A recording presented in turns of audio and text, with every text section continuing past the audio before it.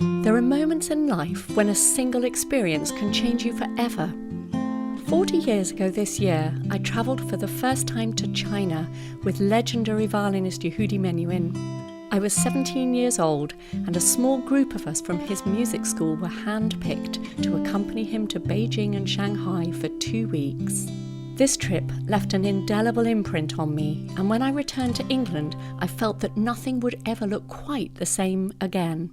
Even as a young girl, I was fascinated by China and considered it a magical and fairy tale place, but one that was so far away. So to actually arrive in Beijing after such a long journey felt momentous.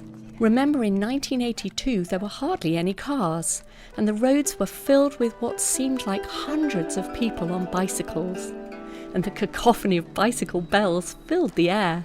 There was a strange, chaotic rhythm and musicality about this scene, which was just one of the many huge differences from what I was used to in London. Another clue that I was a long way from home was my first experience of breakfast. There was no cereal and toast on offer. Instead, some noodles, soup, or a gloopy porridge. On the way to our hotel on the outskirts of Shanghai, we drove past numerous fields where farmers were hard at work on the land. Watching these distant figures, I felt like a character in the pages of my own fairy story, experiencing the book coming dramatically to life.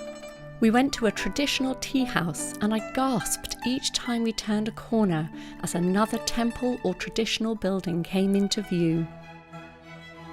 We also collaborated with students at the Shanghai Conservatory of Music and felt a real sense of connection with young people of our age, all of us excited by learning great works of Western music. In addition to giving our own concerts, we were given many opportunities to immerse ourselves in Chinese culture. Back in Beijing, we walked around the Summer Palace, went rowing in Beihai Park, and explored the Forbidden City. We were almost the only people there.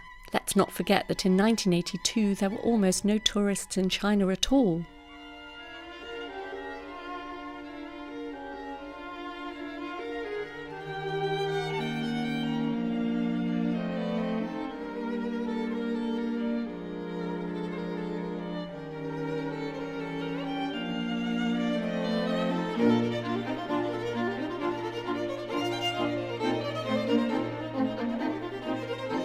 We also played Haydn quartets outside in the sunshine at the Temple of Heaven.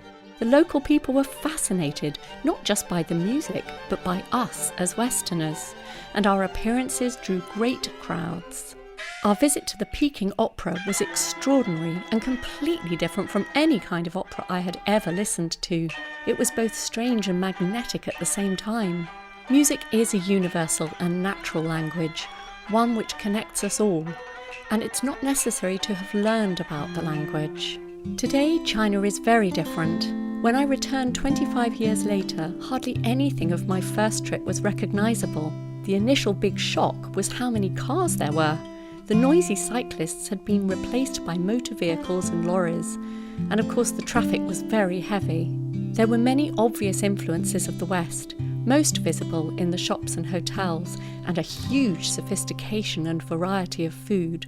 To this day, I'm highly grateful for having the opportunity to travel to China in 1982 as a 17-year-old from London and accompanying Yehudi Menuhin, one of the great musicians of the past century. It changed the way I look at the world and also the way I understood my role as a global citizen. But mostly what I learned was this: there is no one way of doing anything. Respect for different cultures brings us closer together as humanity, especially in our divided world today. I'm Tasmin Little, violinist and culture contributor for the China Current. Follow my stories, and I look forward to seeing you again.